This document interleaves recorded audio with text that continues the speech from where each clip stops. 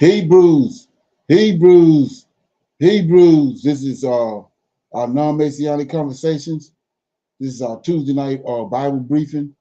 Okay, you can go to our YouTube channel, the Non-Messianic Conversations. Check out our videos. We have over 100 or so videos so far on this channel, and if you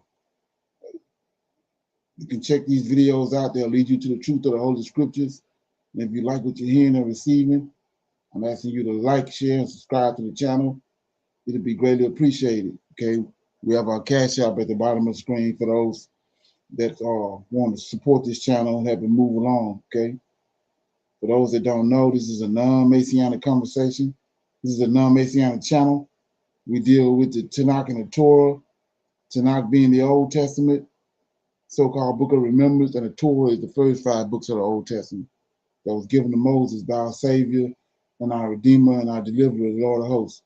Okay, this channel was created to aid and assist all Hebrews who are waking up at this hour to their true identity and also understanding who their Savior and their Redeemer truly is. Shalom and welcome to the channel and welcome to our non-Messianic Conversations, our Tuesday night Bible briefing. Okay, we're going to do our normal, which is a moment of silence, prayer, Psalms. We have some current events, some need to know information, and then we'll open up for our Q&A, comments and dialogue. Then we go into our Bible briefing.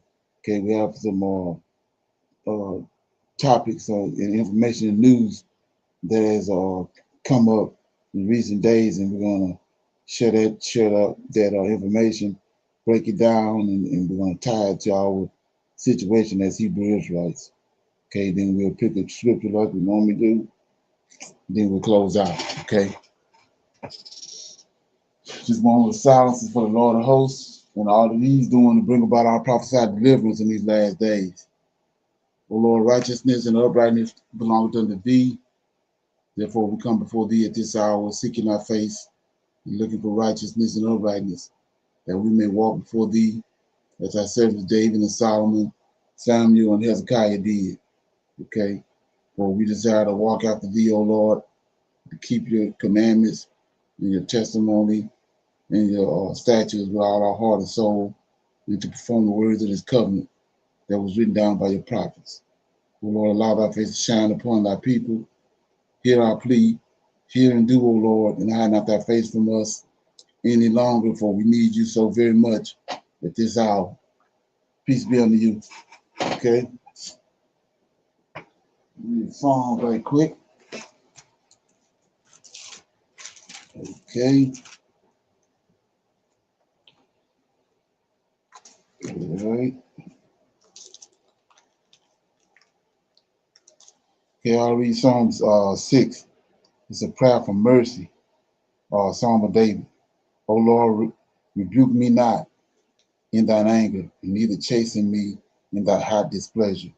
Have mercy upon me, O Lord, for I am weak. O Lord, heal me, for my bones are vexed. My soul is also sore vexed. But thou, O Lord, how long? Return, O Lord, deliver my soul. O save me for thy mercy's sake. For in death there is no remembrance of thee. In the grave, who shall give thee thanks? I am weary with my groanings all the night. I make I my bed to swim. I water my couch with my tears. Mine eyes is consumed because of grief. It waxes old because of all mine enemies. Depart from me, all ye workers of iniquity, for the Lord hath heard the voice of my weeping. The Lord have heard my supplications. The Lord will receive my prayer. Let all mine enemies be ashamed and sore vexed, and let them return and be ashamed suddenly. Okay, so that was Psalm 6. It's a prayer for mercy. It's a Psalm of David. Okay, got any feedback on that? Okay, Okay, so with that being said, we're going to go to our current events, and we'll play those, and then we'll break it down after we break the video down. Okay. So today we're going to talk about America's first federally chartered credit union for the African diaspora and Black Americans, and what this means for us moving forward in terms of getting help or coming over to the continent of Africa and what we need to do, okay? So make sure you guys stay tuned. But if you're someone who's thinking of coming over to the continent of Africa, I've created a free exclusive mini guide that gives you the most important information that you need to know before visiting or moving to the continent. So if you're someone who's thinking of coming over to the continent and want to get the necessary information to do it successfully, please click the link down in the description box and you will get that document sent to your email effortlessly, okay? So y'all click that if you're serious. So yeah, let me get to the point of where I'm here, okay? So today we're going to talk about the African Diaspora Federal Credit Union. Now, the African Diaspora Federal Credit Union is a member-owned, not-for-profit financial institution that allows the diaspora to pool resources for collective economic empowerment and to build generational wealth within their own community. Let's go. Clap your hands wherever you are in the world right now. Make some noise. Show some happiness. Show some joy for what has been built over in the United States of America that's helping our people to come together with their funds to do something about the situation that we're in. Now, this federal credit union is focused on encouraging forward thinking, operating with integrity, and promoting hope and understanding of our communities and the continent of Africa as a whole. They have personal accounts, they have business accounts, and they also have savings accounts and online banking as well. And some of the projects and funding opportunities and focus areas that they're focused on is financial empowerment, community growth, youth and education, and last but certainly not least, global connection. So that are some of the areas that they're focusing on with putting the money that goes within the bank into those different areas to empower us as a whole, as a community. If you want to figure out more about this bank, please go look online at adfcu.org to get more information about what they have to offer. And they also have a physical branch in St. Louis, Missouri. But please go to the website, do some research, and get more information about them for yourself so that you can see what you need to do, how you need to bank with them, the necessary paperwork. All of that is very important. So I'm not going to put that in this video for you. You're going to have to go to their website and see for yourself. That's one of the most important things that I always like to tell people that get information from me. Please don't just take it from me. Get it from me, yes, and then go to their websites and do your due diligence and search everything thoroughly before you make a decision. Make your decision informed. Understand everything. Understand what you need to do, how you need to move in the entire process before you put yourself in a bad situation. So that's the main thing that you must do when coming to Africa in general or doing anything in the world. That's always the first disclaimer that I give my people that ask me questions, that ask for my advice, ask me anything. I always say, hey, I can tell you, but please double check and do research for yourself. But why is it important that we look into banking with them? Why should we? Because we need this right now, for one. And many of our people have been crying and asking for this and praying for something like this to come to life. So now that we have it, and one of the most important reasons that we should join is the community focus and trust. Unlike traditional for-profit banks, the ADFCU is a member-owned cooperative designed specifically for the African diaspora community. And also, they're on the wealth building mission. The credit union's core mission is to promote financial inclusion, encourage savings and investment, and build generational wealth for African descended people globally of what we have access to. This is just one entity, like I mentioned, but go and do your research. Look into what they fully have to offer. Look into how they can help you and your family come over here successfully. See how you guys can work together to support these different banks and institutions that's in place, because we know that they are dropping the dollar fast. They are making it crash quickly. So we have to start moving wisely and put what we do have into the right places that do something for us. So let's just say, for instance, if you do join a particular credit union and you have a great idea and you can influence that credit union to do something on the continent before things fall. Let's say you give them a nice lump sum of money and you say, hey, let's invest that into somewhere on the continent, and then you invest that into the continent, and then everything falls. But your money isn't something that's already generating something for you because you went ahead and made that move. A lot of people are just trying to hoard the money and not do anything with it. But you have to put them into the right places that will make something for you. Don't just Okay. You heard anything about that? Shalom, brother Leonard. No, sir, I haven't. I recognize his voice too, but I haven't seen this video. Yeah, that's T3 and me. Right, right. Yeah, you're talking about they got a federal credit union. They just opened up the first one for African Americans and the African diaspora and African Americans. Ain't that something? You Right. see, it sound like it's got Dr. O'Connor fingerprints out on it. To me. Okay. Okay, yes, sir. So, Brother Leonard, I was going to ask you that. Was it backed by not the AES, but the AU? Was it like an initiative that they were doing? Or? I don't think he didn't say anything about that. I think it's, like I said, I think it's tied to that ADDI, whatever that is, tied to Dr. O'Connor. Oh, okay, yes, sir. Oh, yeah, that other organization. Okay, that's what right. it sounds like to me. So yeah. And so, Brother Leonard, is this a good thing, or is it like just like a Pan-African thought? It's Pan-African, me. I think it's Pan-African, but I mean, we'll wait and see see what else come out of it. But it's I think it's tied to Pan-Africanism. Me. Okay. Right. See. Became American. Solutions for our problem. So stay out of our issue. Something unprecedented just unfolded, and it's sending shockwaves through Washington. 13 African nations didn't just say no to the United States. They shut the door on Donald Trump himself. Lavish aid packages, military alliances, and exclusive trade deals were all offered. And one by one, these countries walked away.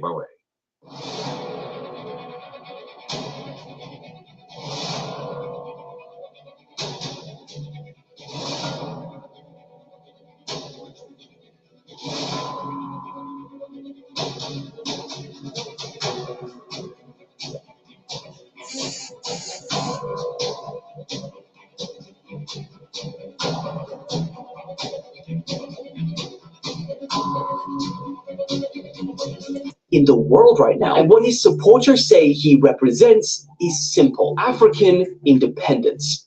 Mali and Burkina Faso have issued bans on US citizens entering their countries with immediate effect. The West African neighbors described this as a reciprocal move after the United States added both countries to its no-entry list. Mali's military government said it regretted that the US decision had been made without consultation, but said Washington's stated reasons did not reflect reality. The Trump administration has placed travel restrictions on citizens from nearly 40 countries, citing security concerns. Mali, Burkina Faso are essentially matching the US's energy, as they say, aura for aura, band for band, because the US added them to this travel ban. As of today, they can't come to the United States. They have done the same. They're following the footsteps of Chad, that also banned United States citizens from going to that country after they were added this travel ban. And state media in Niger have said that they too will be applying similar reciprocal arrangements to block US. The moment the cargo vessels were forced to halt, the message was unmistakable. What appeared at first to be a routine trade disruption quickly revealed itself as something far more consequential. A shipment of US goods bound for multiple African ports was blocked after a regulatory and logistical standoff involving the alliance. Of economic sovereignty, a growing African-led economic coordination platform. Within days, the incident sent ripples through global markets, triggered urgent meetings in Washington, and exposed a deeper shift underway in the global trade system. For decades, US goods flowed into African markets with little resistance. Trade agreements, financial leverage, and logistics networks built during the post-Cold War era ensured American exports moved freely across ports, borders, and supply chains. That system was built on the assumption that access was permanent and dominance was guaranteed. The blocking of the shipment shattered that assumption. The decision was not announced with fanfare, nor was it framed as retaliation. Instead, it was justified as a compliance issue tied to new regional trade standards, currency settlement rules, and local content regulations adopted by African states seeking to rebalance their economic relationships. Yet behind the technical language was a political reality Washington could not ignore. The era in which U.S. trade dictated terms to Africa was ending, and a new model was emerging in its place. The blocked goods included agricultural products, industrial machinery, and consumer items that once dominated African import markets. For American exporters, the interruption exposed a vulnerability long ignored. The U.S. supply chain to Africa was built on political influence rather than mutual dependence. Once that influence weakened, the system unraveled quickly. Inside the continent, the decision was seen differently. For African policymakers, the move was a declaration of economic maturity. After years of exporting raw materials and importing finished goods at inflated prices, many governments had begun enforcing new trade rules designed to protect domestic industries and promote local manufacturing. The blocking of U.S. goods was not an isolated event, but part of a broader transition toward self-directed trade policy. At the center of this shift was the rise of alternative trade partners. Asian and Middle Eastern markets, along with emerging regional supply chains, had already reduced Africa's reliance on American imports. Infrastructure investments, logistics corridors, and industrial zones built over the past decade made it possible for African states to source goods without passing through U.S.-controlled systems. When the shipment was blocked, there was no immediate shortage, no panic in local markets, and no political backlash at home. That silence spoke louder than any statement. In Washington, however, the reaction was immediate. Trade officials, shipping firms, and exporters realized that the blockage was not a one-off incident, but a precedent. If African states could block U.S. goods once, they could do it again. And if they could do it collectively, the leverage that once defined American trade power would evaporate. The economic implications were significant. Africa is one of the fastest-growing consumer markets in the world, with a population projected to exceed 2 billion within decades. Losing privileged access to that market threatens billions in exports and undermines the competitiveness of U.S. firms already struggling with global competition.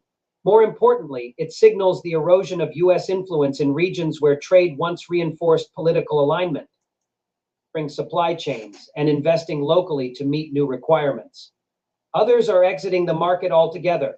Meanwhile, alternative suppliers are stepping in, filling gaps, and reshaping consumption patterns across the continent. Every blocked shipment accelerates that transition. What began as a technical enforcement decision has become a symbol of a larger realignment. Power in global trade is no longer measured solely by volume or wealth, but by the ability to set terms. Africa is learning to do that, and Washington is learning what it feels like to be on the receiving end. The blocked shipment was not the end of U.S. influence, but it was the end of unquestioned dominance. And in the silence of the ports, as containers waited for clearance that never came, the world caught a glimpse of a new economic order taking shape. The blocked shipment marked the visible start of a transformation that had been unfolding quietly for years.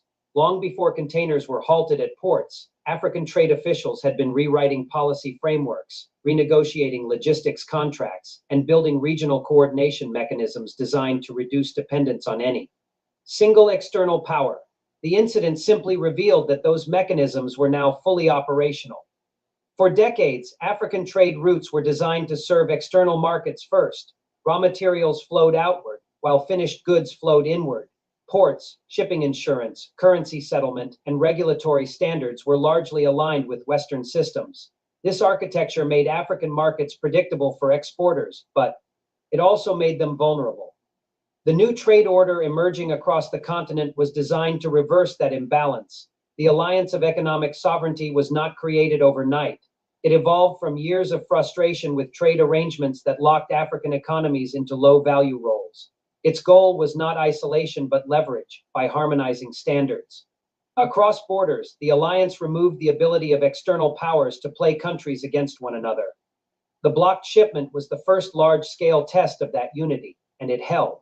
Within days, regional ports confirmed that they would uphold the same standards. Shipping firms realized that rerouting would not bypass the issue. Exporters began calling for emergency talks. What shocked observers was not the enforcement itself, but the calm response from African markets. There was no spike in prices, no shortages, and no political backlash. Alternative suppliers filled the gaps quickly, proving that dependency on U.S. goods had already weakened more than Washington had understood. This exposed a fundamental miscalculation in American trade strategy. For years, influence was measured in contracts signed and volumes shipped, but influence is ultimately about control over rules. Once African states began setting those rules collectively, volume lost its power.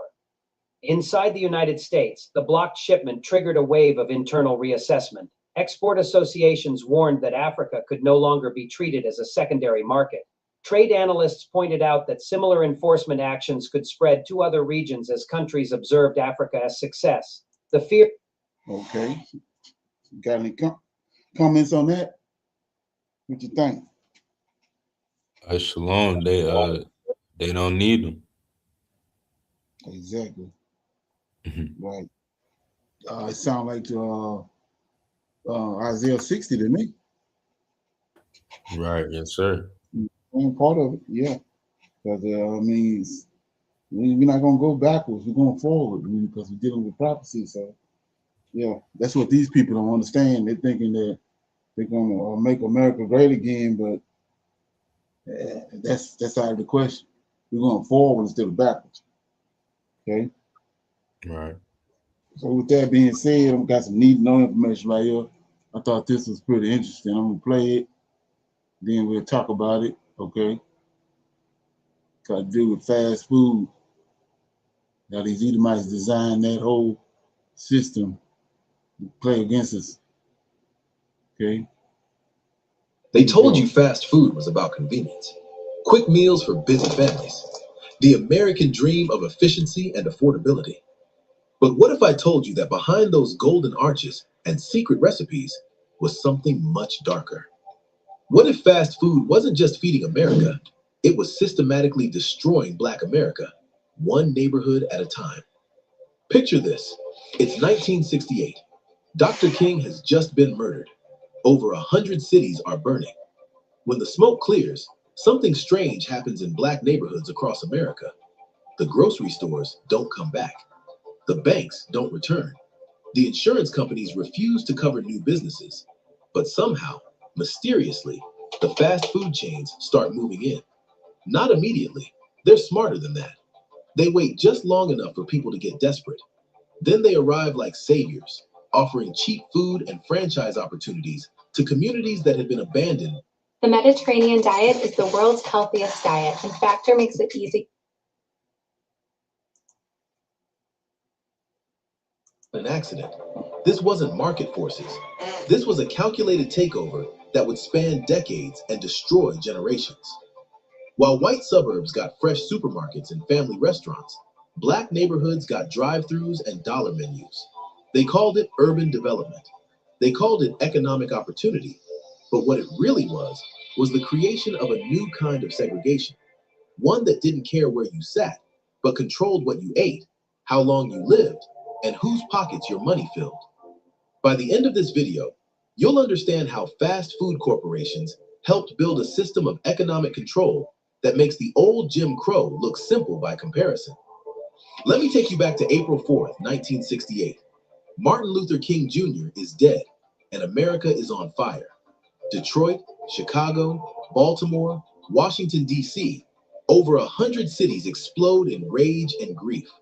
When the National Guard finally leaves and the curfews are lifted, entire business districts in Black neighborhoods have been reduced to ash and rubble. But here's what they don't teach you in history class.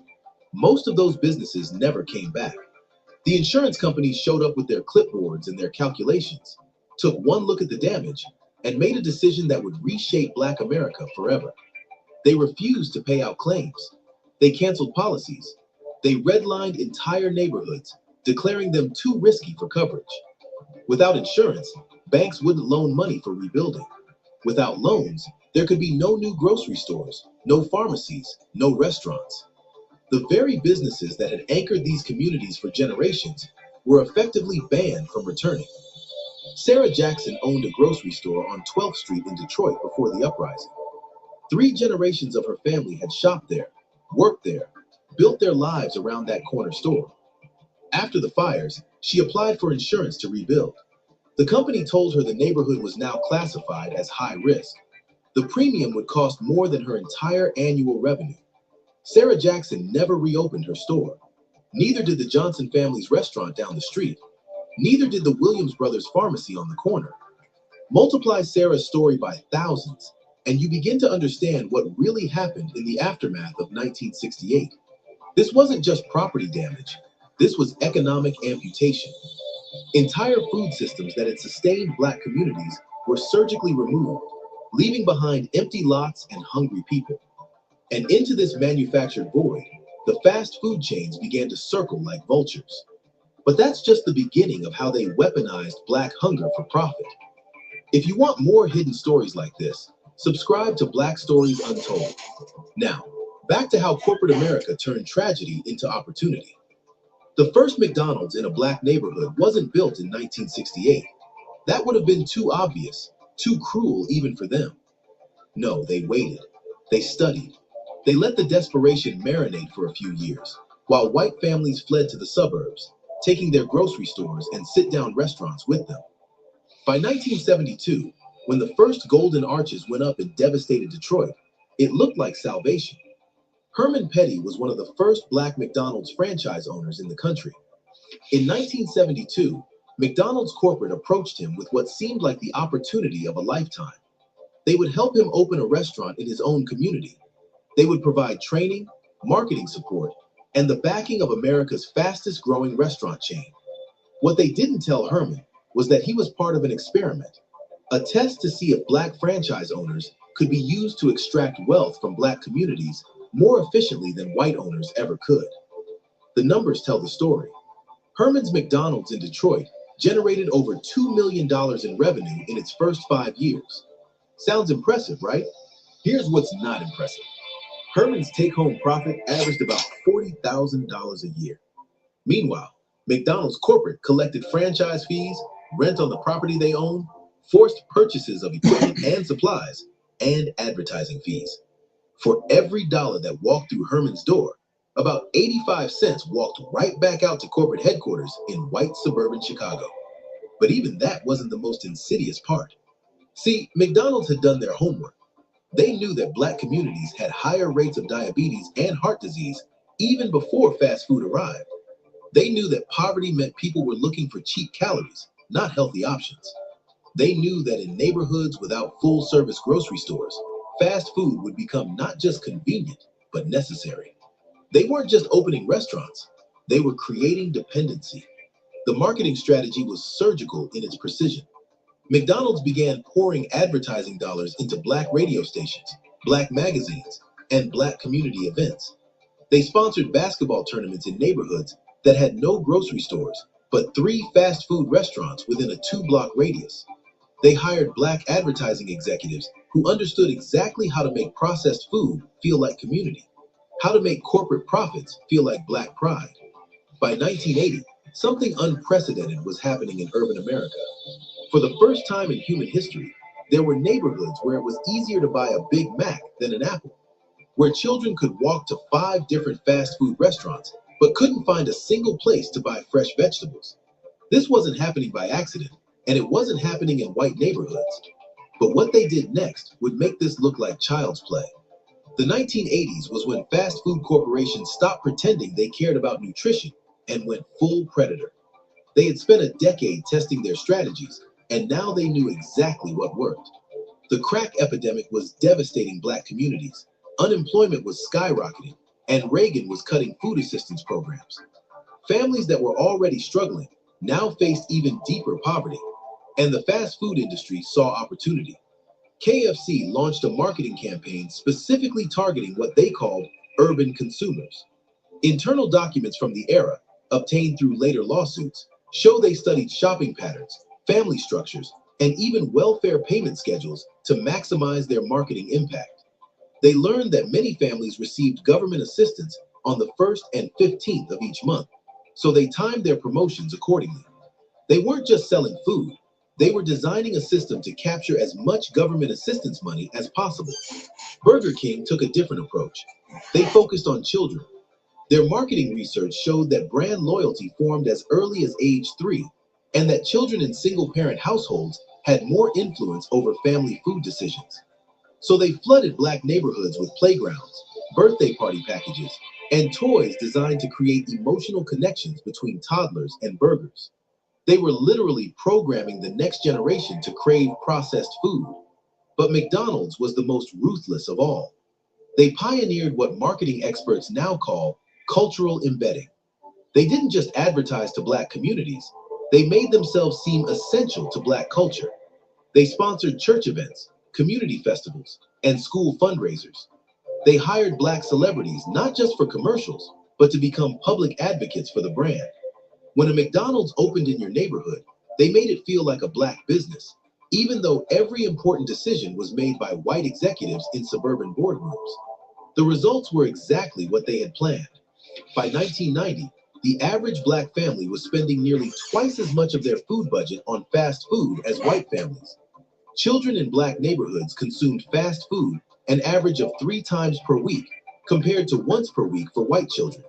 And the health consequences were starting to show. Obesity rates in Black communities began climbing faster than anywhere else in America. Type 2 diabetes, once rare in children, started appearing in Black kids as young as 10 years old. Keep watching, because what comes next will blow your mind. The corporations had their hooks in, but they still faced one problem: competition from the few remaining Black-owned restaurants and corner stores that had survived the economic devastation. These local businesses knew their customers personally, extended credit during hard times, and kept their profits circulating within the community. They represented everything fast food chains were trying to destroy: local ownership, community connection, and economic self-determination. So the chains declared war. Not openly, of course. They called it market expansion. McDonald's, Burger King, KFC, and Taco Bell began a strategy of aggressive clustering. Whenever they identified a Black-owned restaurant that was doing well, they would open a franchise directly across the street or next door. They could afford to operate at a loss for months or even years. Their suburban locations subsidized the losses. But a family-owned restaurant couldn't compete with a corporation willing to lose money just to drive them out of business. Take the case of Williams Family Restaurant in Baltimore. For 23 years, the Williams family had served their neighborhood soul food, hired local teenagers, and supported community events. In 1985, McDonald's opened directly across the street. Within 6 months, a KFC opened next door. The Williams family watched their customer base evaporate as people chose convenience and lower prices over community connection. Within 2 years, Williams Family Restaurant was forced to close. This pattern repeated in city after city, neighborhood after neighborhood. Local restaurants that had survived urban renewal, white flight, and economic disinvestment finally succumbed to corporate warfare. And with each closure, another piece of Black economic independence died. But the fast food industry wasn't satisfied with just controlling where people ate. They wanted to control the entire food landscape.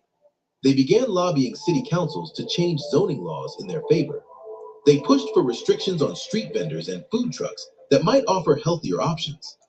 They fought against proposals for new supermarkets, claiming the neighborhoods couldn't support both fast food and grocery stores.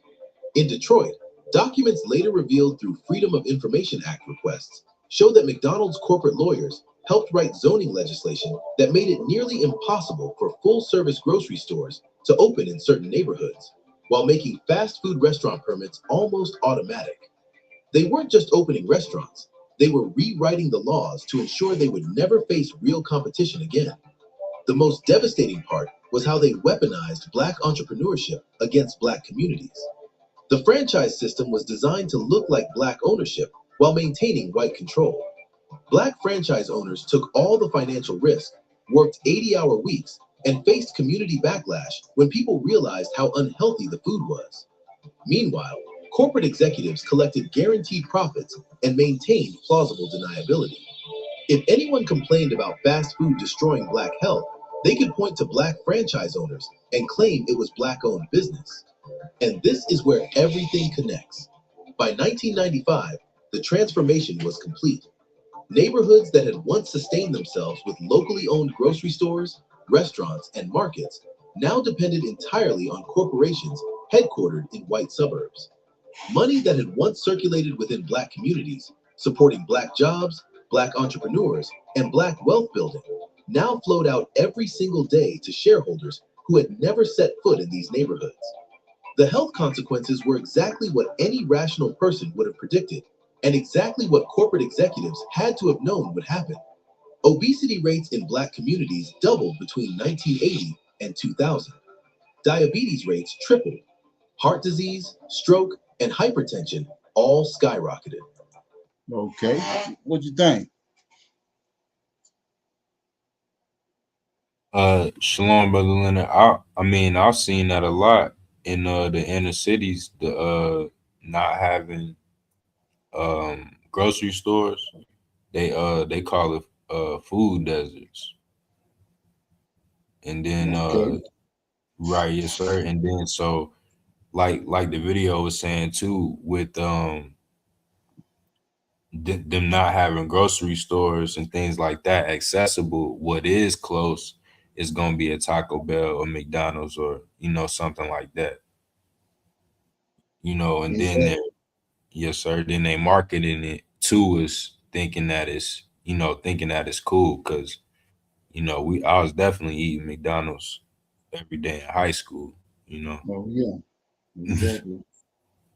That's crazy because when you sit there and listen to this just one aspect. And when you see the format they use right here, they did the same thing with Walmart and everything else. Mm-hmm. It's like I said. I mean, it's a wonder we even around because they didn't. I mean, the same way with warfare, all that the draft, same process. They come in what it boils down to is we take what they say as gold. Like it's the same way with the Bible. Whatever they told us about the Bible, that's what we believe. We didn't go and deal with it on our own and write it about on our own. It was what they told us about it and what they said it meant. Ain't this something? Right. It's crazy, man. Yeah, it's drugs. They did the same thing with drugs. Right. Oh yeah. Mm-hmm. Oh yeah. It's like I said, it's a wonder we even here. Because this is crazy, man. Oh yeah. So Well, I'm sorry, brother Leonard. Have you ever seen the documentary What the Hell? I heard Um, of it. No, I ain't never saw that. it came out a few years ago, but it's just a documentary that is just speaking to what's in a lot of these restaurants, especially like fast food, like what the food's actually made of. So I was Right. just thinking about what you were just saying about I wonder how we're still here just because of how long we've been, eating all this stuff, that we didn't know what it was, that we thought was food all these years. Exactly. Like and then, like I said, it really. I mean, uh, it got to be some kind of higher power for us to even be still here because the way they're doing this, what I mean, it's actual poison. It's poison that everybody is involved in it and eating it and taking it. So it's like, how are we still even here? It's crazy. Yeah. Right. Sure. Oh yeah. So with that being said, I'm gonna open it up for the Q&A. You got any questions, comments, or anything that you came across, or anything you heard on one of these channels, or any classes that you want to talk about? Ready to divide? Oh yeah.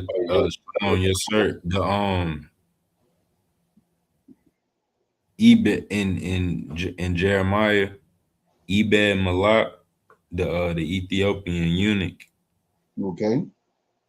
I know. So at that time, he was saved, right? And the Lord told him He was gonna save him at that time. My question is just, is that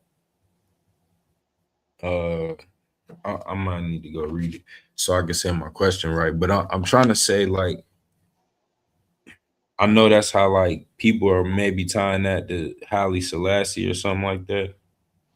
So yeah. I think what Haile Selassie is tied into that is with the New Testament. But I think it's Luke that jumped off of the chariot and baptized the Ethiopian monk in the water. Okay. Do you know that story?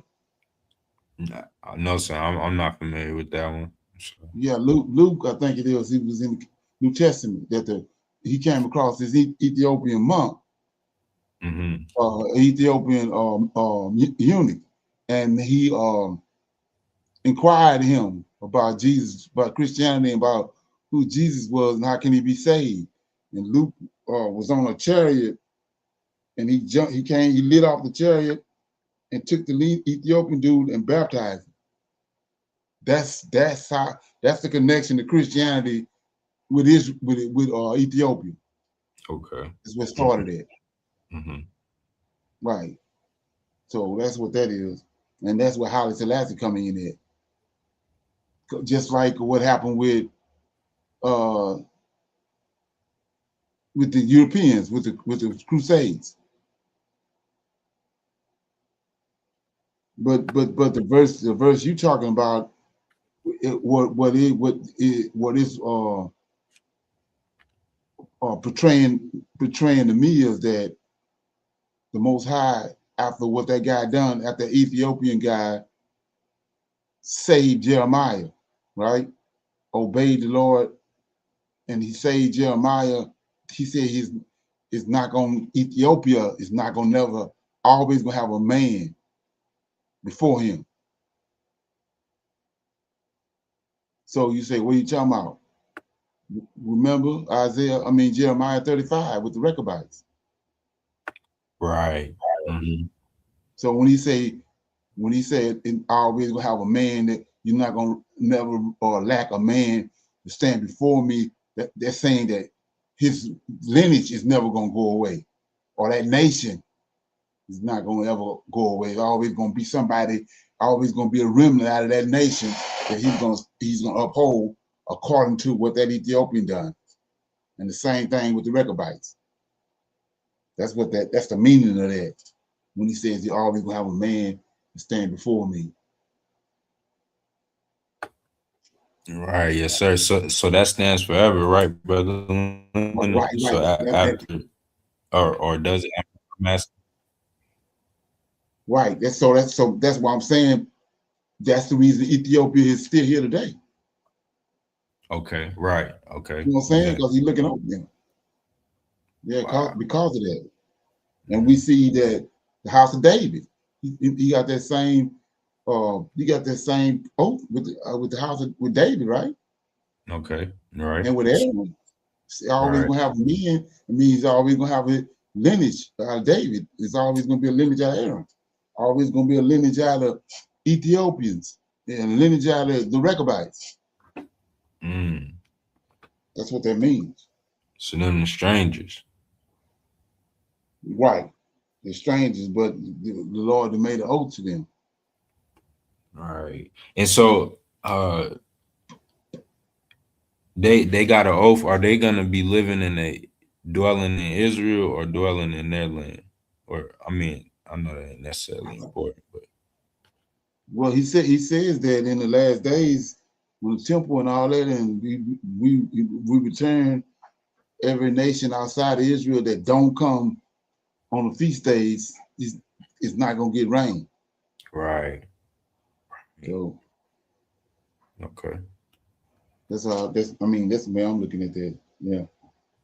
So yeah, so when he says that, when he mentioned that a man or a person gonna always have somebody from their lineage before him is talking about nationality, nation. So those Ethiopians, right? And I was showing how we can see that Ethiopia and the Israelites, two different people. Because when they was dealing with Jeremiah, he said Ethiopian. See what I'm saying? They in Jerusalem. There's an Ethiopian in Jerusalem. He ain't no Israelites, ain't no Ethiopians. Right. But you let these Edomites today, they try to make you think that the Ethiopians is part of the Jews or part of the Israelites. Right. But they're not. Right. Okay. Yeah. You got anything else? Yeah. Yes, sir. Another question is, and I had got this from somebody. I wanted to ask you, what is the covenant? Because you know, a lot, when I listen to a lot of other people teach, Brother Leonard, I see they don't really understand it. So just the correct understanding, sir, of what is the covenant? What's the Lord of Hosts' covenant? Yeah, well, it's the Torah, but I'm gonna read this right here. Let's explain it. It says,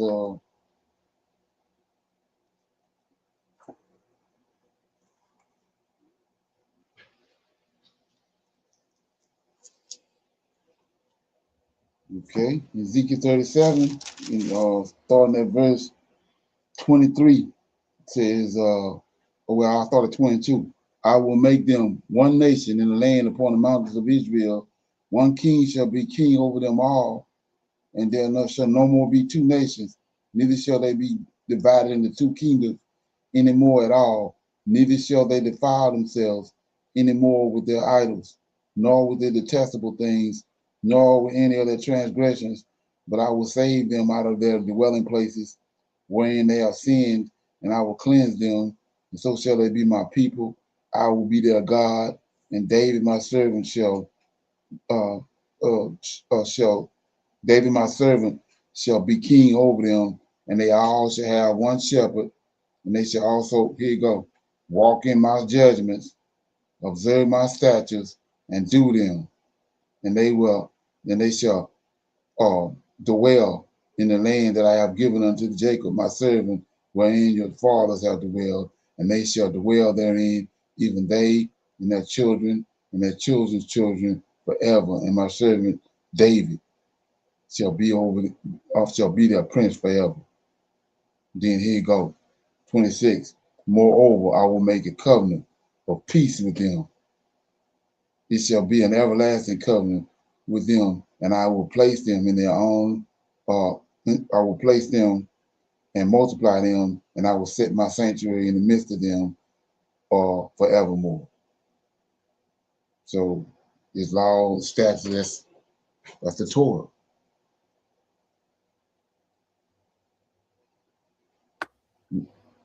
Right. Make any sense? Mm-hmm. Yes, sir. Yeah. So yeah. There's some. Right. So with that being said, we'll go to some let me see what I want to do. You got any more questions? Anything? No, sir. We're good. Shalom. Okay, so we're at the point where we're at our Bible briefing, our Tuesday Bible briefing, and I have a few topics I want to deal with and some stuff I want to shine light on. Okay, the first one is I want to deal with this thing, this lost prophecy with Ezra. Okay. Here we go. Terrifying visions of the end times was not hidden from us by accident, but set aside because it revealed too much too soon. Long before the final book of the New Testament was sealed, before revelation ever reached the churches, there was a scribe who wept, fasted, and trembled before God, asking why the world was unraveling. His name was Ezra, and what he saw shook the faith of generations. Ezra stands in scripture as a restorer of the law, a man entrusted with rebuilding Israel's spiritual foundations after exile. According to the book of Ezra in the NIV, he devoted himself to the study and observance of the law of the Lord, and to teaching its decrees and laws in Israel. Ezra 7 verse 10. Yet beyond this familiar portrait lies another tradition, one preserved outside the Hebrew canon, feared by some, treasured by others, that claims Ezra was shown visions of the end of the age itself. According to ancient Jewish and early Christian sources, particularly a text known as 4 Ezra or 2 Esdras, Ezra was not merely a scribe of the past, but a watchman of the future. This writing, preserved in Latin manuscripts and referenced by early church thinkers, presents Ezra as a man crushed beneath the weight of unanswered questions. Why does evil prosper? Why do the righteous suffer? And if God is just, how can the world be allowed to decay so completely? These questions echo the cries of the prophets before him. Jeremiah once lamented, "Why does the way of the wicked prosper?" Jeremiah 12 verse 1. Habakkuk cried out, "How long, Lord, must I call for help, but you do not listen?" Habakkuk 1 verse 2. Ezra's anguish belongs to this sacred lineage, but the answers he receives are darker, more apocalyptic and far-reaching. In the apocalyptic tradition attributed to Ezra, the world is described as aging, like a body growing weak with time. The vision suggests that history itself is decaying, racing toward a fixed and dreadful conclusion. This idea harmonizes with canonical scripture, where the Apostle Paul writes, "The whole creation has been groaning as in the pains of childbirth right up to the present time." Romans 8 verse 22, NIV. Creation is not stable. It is straining toward judgment. Ezra is shown that the present age is not meant to endure forever. According to the vision, evil is permitted to rise not because God has lost control, but because judgment must be fully justified.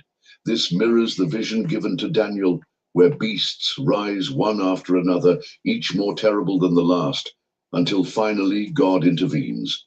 Daniel 7 verses 1 to 14. History, Ezra is told, moves in stages, and the final stage will be marked by deception, moral collapse, and fear. One of the most unsettling elements of Ezra's vision is the narrowing of salvation. He is shown that many are called, yet few endure to the end. This truth is painfully consistent with the words of Jesus himself. "Enter through the narrow gate, for wide is the gate, and broad is the road that leads to destruction, and many enter through it." Matthew 7 verse 13. Ezra does not rejoice at this revelation. He grieves. He pleads with God, asking why humanity was created at all if so many would be lost. The response he receives is chilling in its restraint. Humanity was not created for destruction, but destruction is the result of rejecting wisdom. According to Proverbs, since they hated knowledge and did not choose to fear the Lord, they will eat the fruit of their ways. Proverbs 1 verses 29 to 31. Judgment is not arbitrary, it is earned. Ezra is then shown symbolic imagery that echoes later apocalyptic writings. A rising storm, a shaking earth, and a figure emerging with authority not of this world. While the apocryphal text describes these images in mysterious language, the themes are unmistakable. They align with what John would later see on Patmos, when the sky receded like a scroll and the kings of the earth cried out in terror, Revelation 6 verses 14 to 16. What made Ezra's vision so feared was not merely its imagery, but its timing. The vision suggests that the end would not come immediately, but neither would it be distant enough for complacency. The righteous are warned to remain vigilant, because the final hour would arrive when many least expect it. This warning resonates with Christ's own words, "So you also must be ready," offered, but it must be received. This reflects the words of the Lord spoken through Ezekiel. "I take no pleasure in the death of the wicked, but rather that they turn from their ways and live." Ezekiel 33 verse 11. In the vision, Ezra is reminded that the law was given not as a burden, but as a light. Those who rejected it chose darkness willingly. Jesus would later echo this truth. Okay, yeah. So my reason for playing that was you can see how they used the other prophets, how the other prophets, the way they operated and the way Ezra operated, but you can also see how where the Hellenistic part of that came in at, and a lot of people don't see that. Did you see where? I don't know if you saw it or not, but the guy Judah the Hebrew. Yes, sir. I'm familiar with his channel. Yeah, well, he just got another video out, bro. They're saying that Genesis 6 is men. Oh, I seen part of that. What do you think? Like the nobles, they like Adam's. Yeah, They still right. Yeah. I was watching that today. I'm like, wow, that's crazy. Then I'm gonna have to go back and look at that again and check it out. But well, we already know what the truth is on that one. Right. But, yeah. So I'm like, wow. Try to figure out how he come to that conclusion. But yeah. So I got another video right here. Yeah, this is important. It's crazy also. Check it out. Hello, everyone. Welcome back to the channel. I have a very, very disturbing report I'm going to be sharing with you all. I want to stay on top of these things because this is the current reality for a lot of people here in America. So I'm going to be talking about an issue that is getting worse day by day. Before diving into the topic, I am going to ask that you all will go ahead and share the broadcast link so that others can tap in on this topic as well. Get those likes up if you don't mind. If you're new to the channel and you enjoy the truth, I double dare you to subscribe. Be sure to hit that notification bell. That way you can be notified every time we upload. Or you don't need a HELOC to get. Okay.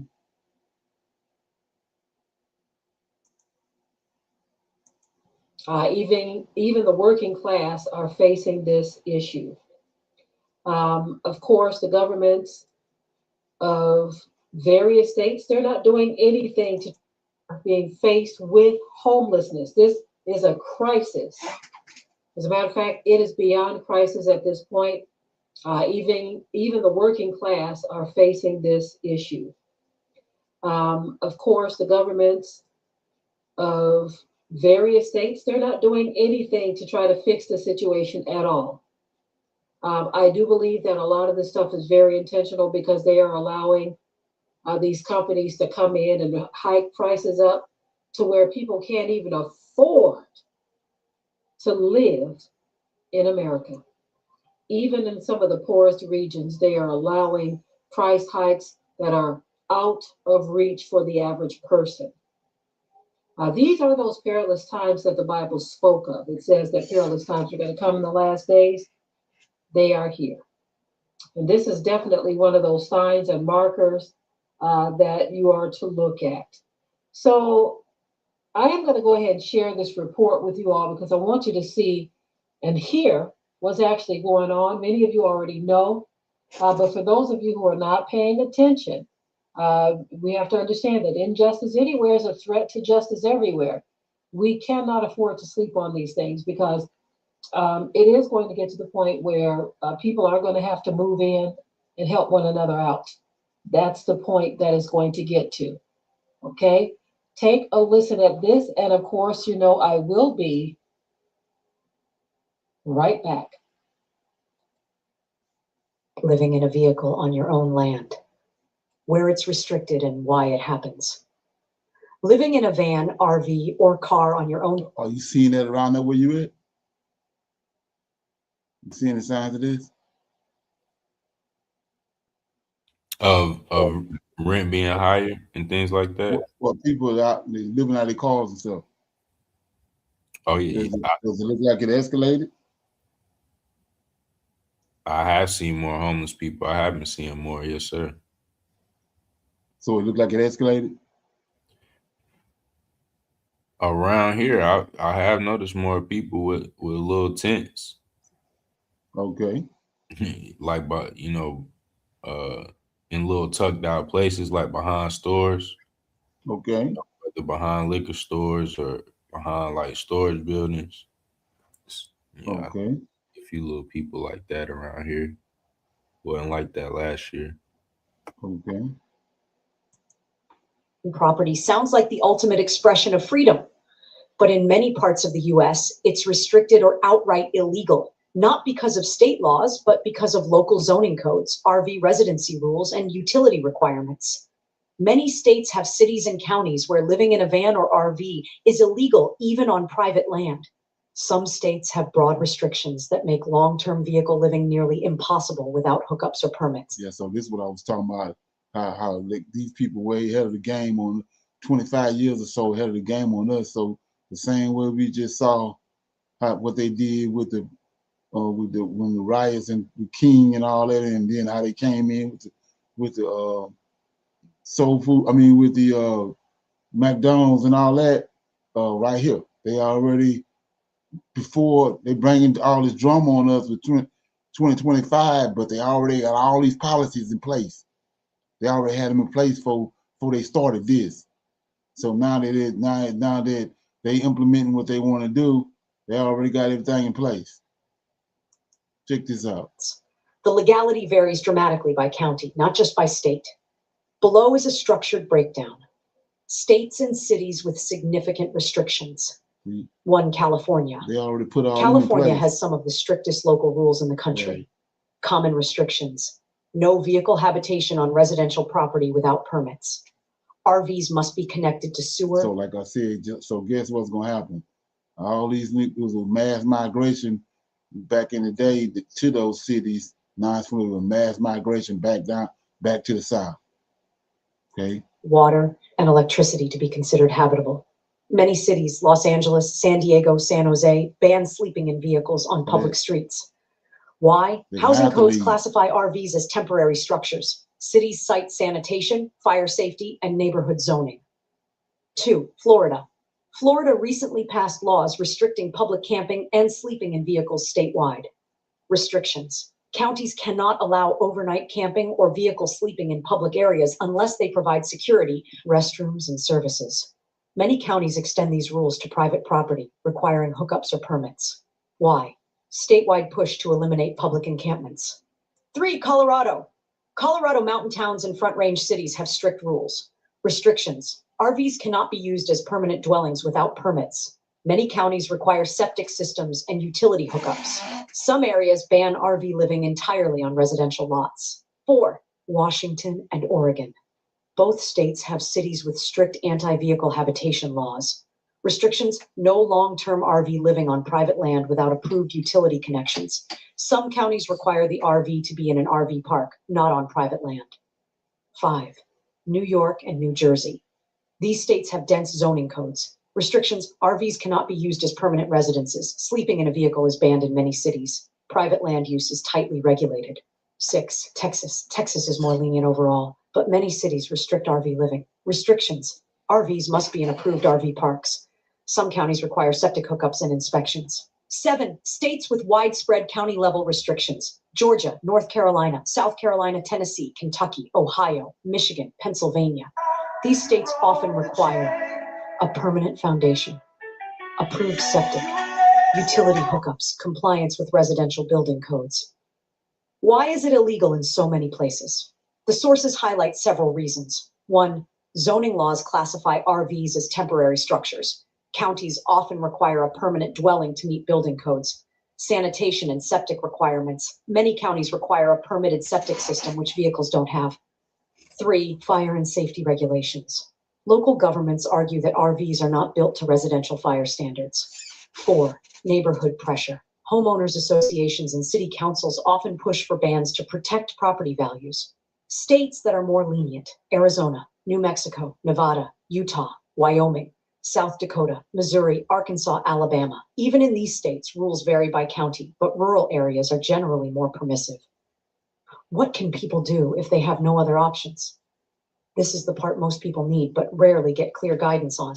Here are realistic, legal, and practical options.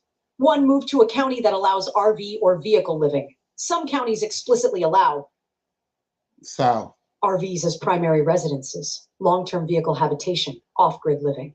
Rural counties in Arizona, New Mexico, Missouri, Arkansas, and South Dakota are known for this. 2, look for land zoned agricultural or rural residential. These zones often have fewer restrictions. Avoid R1, single-family residential. Suburban zoning, HOA-controlled areas. According to Market US, the global artificial intelligence market is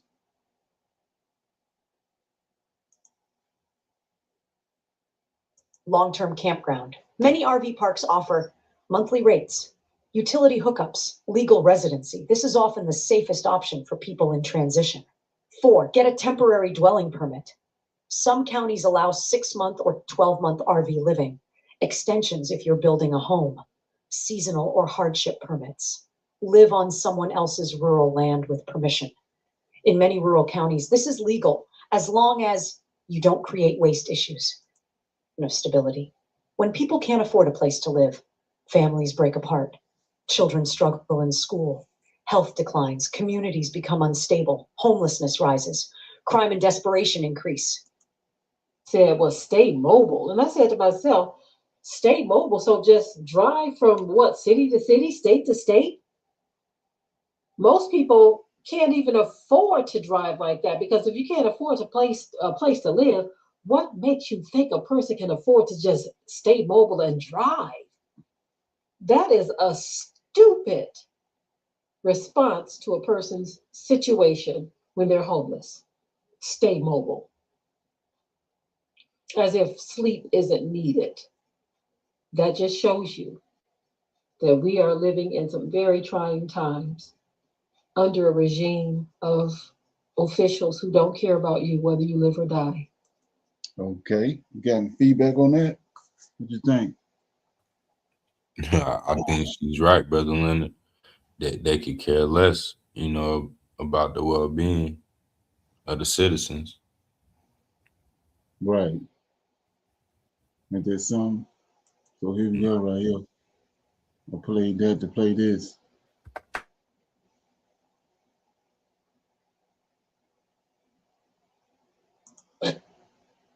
A growing number of African Americans say they are considering leaving the United States and relocating to Africa.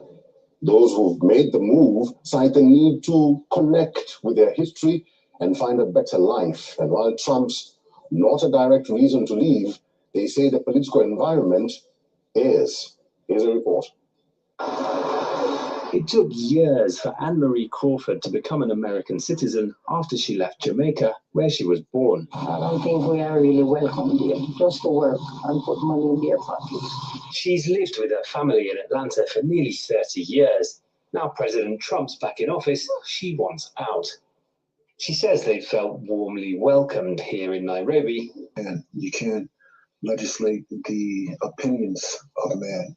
Racism in America, unfortunately, is something that I think will always be there. Racism is there, staring you in the face, and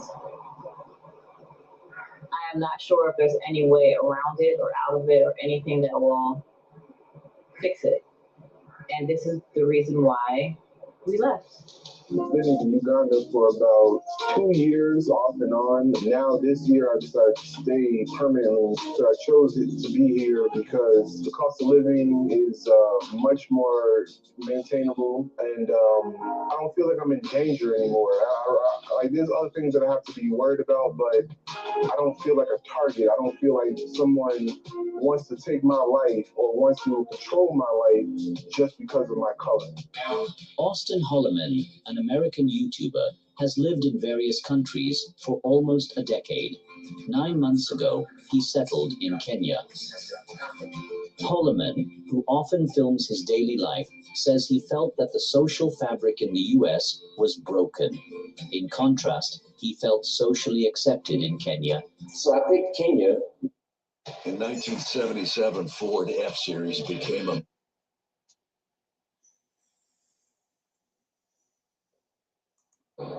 people look similar to me, or you could say they look like me. It's not like going to Europe or going to some Latin American countries where there aren't that many black people. For generations, the world watched millions of Africans risk everything to find work in America. But today, something unheard of is happening. Hundreds of thousands of Americans are now searching for jobs in Africa. Not for charity, not for adventure, but for survival. Engineers, teachers, tech workers, energy specialists, remote freelancers. Americans who were once at the center of the global economy are now scanning African job boards, African startups, African industrial zones. And it raises a disturbing question. What happened to the American job promise? And what is Africa becoming? Because labor never moves without a reason. And this movement is telling us something very big about the future of the world economy. For more than half a century, the direction of economic migration was clear. People moved toward America, toward Europe, toward the so-called centers of opportunity. Africa supplied labor, the West supplied jobs. That was the unwritten rule of the global economy. But now, a quiet reversal is beginning. Online platforms, recruitment agencies, corporate relocation programs, and African startups are recording something that would have sounded impossible just 20 years ago. A growing number of Americans are actively looking for work in Africa. Some remotely, some on contracts, some permanently. And it is not driven by curiosity, it is driven by economics. The American labor market is undergoing one of the most profound transformations in modern history. Automation is accelerating, artificial intelligence is restructuring white-collar work. Manufacturing has only partially returned. Debt burdens are rising, housing costs are exploding. Corporate consolidation is shrinking opportunity ladders. Millions of Americans now hold degrees that no longer guarantee employment. Others hold jobs that no longer guarantee stability. And a growing segment is discovering something uncomfortable. Their labor is no longer rare. Their wages are no longer protected. Their economy is no longer the only center of growth. While political debates dominate headlines, structural changes are quietly reshaping the labor market underneath. AI tools are replacing entry-level analysts. Automation is compressing logistics and retail staffing. Outsourcing has evolved into platform labor. Remote work has globalized competition. An American graphic designer is no longer competing with someone in the next state. They are competing with someone on another continent. At the same time, U.S. corporate hiring has slowed. Startups have become more cautious. Interest rates have constrained expansion. Venture capital is more selective. Large firms are optimizing rather than expanding. This has produced a new American worker reality. More credentials, more debt, more competition, less stability. Now look at what is happening in parts of Africa at the same time. Across the continent, economies are entering a phase economists call structural acceleration. Infrastructure investment is rising. Urbanization is expanding. Energy capacity is growing. Digital payments are widespread. Manufacturing zones are multiplying. Tech ecosystems are maturing. Africa's growth today is not uniform, but it is directional, and in certain sectors, it is faster than in many developed economies. Renewable energy, fintech, logistics, construction, agro-processing, telecommunications, artificial intelligence deployment, data infrastructure. These sectors require labor. Skilled labor, managerial labor, technical labor, training labor. And here is where the global labor equation begins to shift. Africa has an enormous young population, but it also has a skills bottleneck. Rapid growth is creating gaps: engineering, project management, cybersecurity, industrial design, grid management, health technology, AI implementation, supply chain optimization. These are fields where experience matters. And experience is exactly what millions of American professionals possess. Arrived. One of my patients came to me worried about this shampoo. First time in generations, some Americans are treating it as a departure point. That does not mean decline. It means transformation. The U.S. economy is becoming a platform economy, capital intensive, technology dense, highly automated, winner take most. Such economies create enormous wealth, but they create fewer middle pathways, and fewer middle pathways produce outward motion. Africa, by contrast, is entering its expansion economy phase, labor-intensive, infrastructure-heavy, entrepreneurial, system-building. Such economies create opportunity ladders, and ladders attract climbers. This is why Americans are not only looking at Africa, they are moving to Nairobi, to Kigali, to Accra, to Lagos, to Cape Town, to Windhoek, to Addis Ababa. They are joining startups. They are advising governments. They are working in development finance. They are launching companies. They are teaching. They are managing projects. They are embedding inside the most ambitious growth story of the 21st century. And this movement has geopolitical implications. Labor flows are signals. They indicate where capital is building, where institutions are evolving. Yeah, so the more and more I watch, I'm sitting watching how things are developing and how things are unfolding. The more and more I'm starting to realize that it's going to be the exodus out of here. It ain't going down like a lot of people think it is. What you think? Right, no sir. And I don't think it's gonna be as many as I once thought either, Brother Leonard. Right, exactly. Like I said, when they left Egypt, when they left Babylon, it was 3 ways. And the more and more I watch this, it's look like this how this is unfolding. Because it's a lot of people already left. Right. People already it's people leaving. Huh? Yes, sir. A lot of people. Right. So it's looking like waves, the same way happened in Babylon. This way it's happening now. Yeah. Yes, sir. Brother, was it 3? Yeah, it was 3 ways. First, Zerubbabel and a group came out with Zerubbabel and Joshua. Then a group came out with Nehemiah, and then the last group came with Ezra. 3 ways. Yeah. So with that being said, what I'm gonna do is we're gonna pick a scripture, and then we'll read that, and then we'll break it down, and we'll close out. You got a scripture you want to read? Shalom, yes, sir. Isaiah 43, in verses 24 through 28, Brother Leonard. I got a question about 24, really. Okay. And it says, thou hast brought me no sweet cane with money, neither hast you filled me with the fat of thy sacrifices, but thou hast made me to serve with thy sins. Thou hast wearied me with thine iniquities. I, even I, am he that blotteth out thy transgressions for mine own sake, and will not remember thy sins. Put me in remembrance. Let us plead together.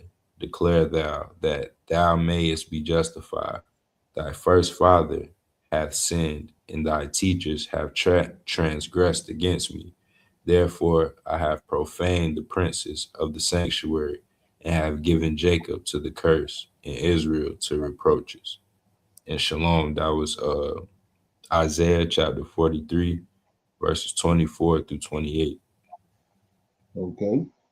Yes, sir. And Brother Leonard, when it says in here in verse 24, you have bought me no sweet cane with money, neither have you filled me with the fat of thy sacrifices.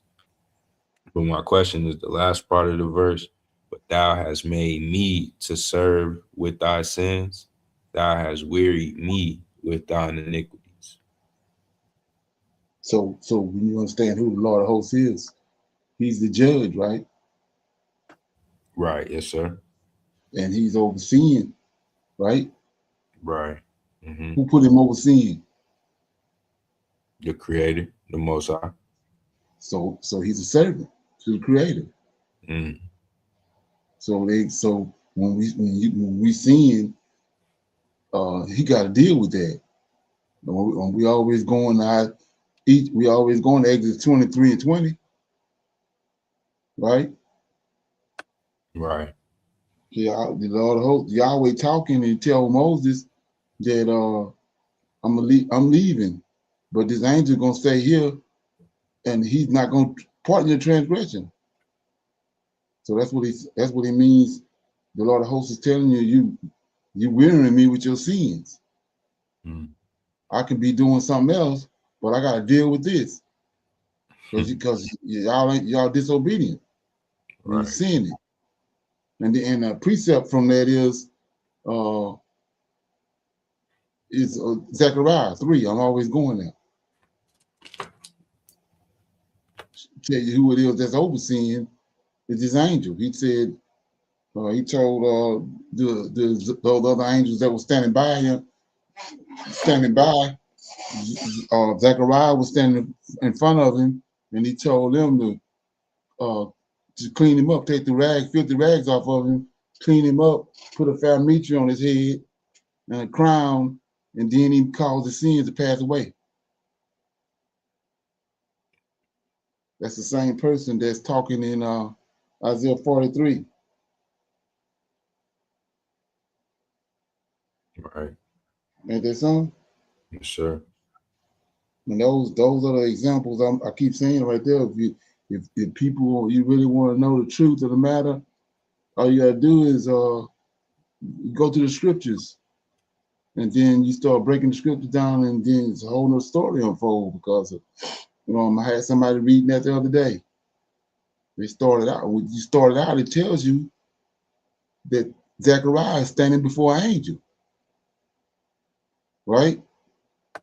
Right. Exactly. And this angel tells the other angels to clean him up, right? And then he calls this angel. He's standing before this angel. This angel causes sin to go blot his sin out. Not JC. JC ain't no angel. And it ain't Yahweh. So who is this angel that causing Zechariah's sin to be blotted out?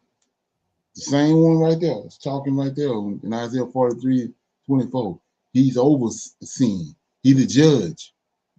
He came to the earth and he took the Levites from among the 12 tribes to be to assist him in judging the Israelites, in judging the earth. Right. That make any sense? Yes, sir. Right. And Yeah, then, so what else? Go ahead. I mean, I was gonna say, read that next verse.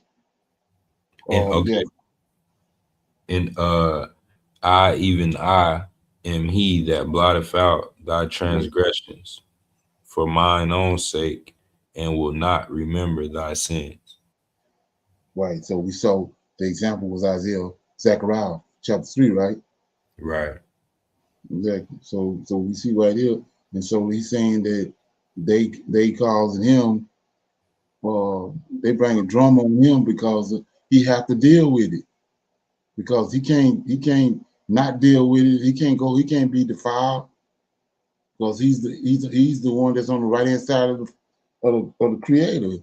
So when he comes, to sin to the earth, he can't sin back up and he's sin, so he can't deal with sin.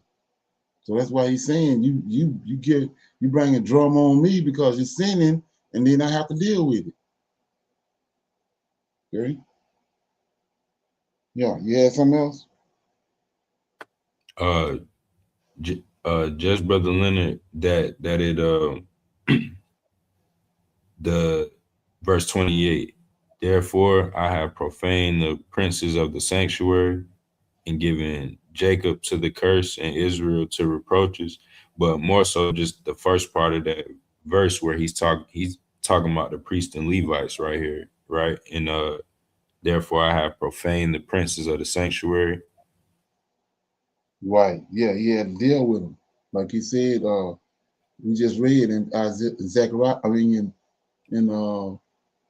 Exodus, he says, I'm not gonna pardon your transgression. Right. So he profaned it. So they wasn't right. And our example is, we was reading out of Jeremiah the other day, and it was when I think that's Jeremiah, when Jeremiah, when Barak took the scrolls to the princes, right, and to Zedekiah, he took it up in there to the chamber where they was at, and they refused what was written by the mouth of Jeremiah from the Lord, from the mouth of the Lord by Jeremiah. They refused it, and they cast it in the fire and burned it. So that's your example right there. So what he had to do, he had to profane him, and that's what he did. The princes, right? So to be clear about what these princes are, is that we got 12 tribes. Right? Each one of them tribes got a man over them, and that man got princes. So each one of you got princes from each tribe. Then you got the house of David, the king. He got princes. Aaron lineage got princes. Those are princes he talking about. The princes all over the place, tripping over each other. A lot of people don't understand that. Right. Right. So yeah. You got anything else before we go? No, sir. But I do see, Brother Leonard, just in this last part at the beginning of verse 24, though, where it says, "Neither have you filled me with the fat of your sacrifices." Okay. What are you talking about? When they sacrifice on the altar, right? Like when he sat with Abraham. The lambs and the bulls and the goats, that's the fat of the sacrifice. Because they have to kill, they have to burn the fat. The fat is for him. For the Lord of hosts, right. Right. And then the other part of that is the vegetation. I mean, the crops. Mm-hmm. That's got to be sacrificed. The sacrifice for that, like what they call it, the heave offering, the wave offering. Right. Right, because he said he brought me no sweet cane. Yeah, no sweet cane. So that's that. And then the other part is the animals. Right. Okay. Mm-hmm. Okay. Sure. And like I said, it can't be that it's going all the way up to heaven when you understand the distance from heaven up, from the altar to the heaven. And so he got to be standing right there when they're doing this. Right. Mm-hmm. A God so nigh, right? Right. A lot of people don't really get that, but yeah, he's there. He in the temple. David constantly telling us that in the Psalms when he says he can't wait to meet him or be there with him in the great congregation. He constantly saying that, alluding to it. Oh yeah. Mm. And to me, that changed everything. It does. It can't be light years away, receiving the sacrifice. Exactly. Yeah. And it can't be Yahweh because he's a consuming fire. He'll burn them up. That's the purpose of the Lord of hosts. Right. And these 7 angels. They doing the work of the Lord, or the Creator. Right. Right. So with that being said, you got nothing else, we're gonna close out right here. I'll see everybody tomorrow. We have our reading through the Tanakh. It starts at 7 p.m. to 9 p.m. I'll say shalom, shalom, and another shalom. Shalom. Okay. I highly recommend that you get this book and you read it because it's a must that you understand who God head is in the order that's in the Old Testament in Tanakh, because it's not the same as in the New Testament. And when you read this and you get an understanding, then the scriptures open up, and then you begin to understand recommend that you get this book. It's the Elohim of Israel, and it's a breakdown on the word Elohim and who the God of Israel is, and the Godhead.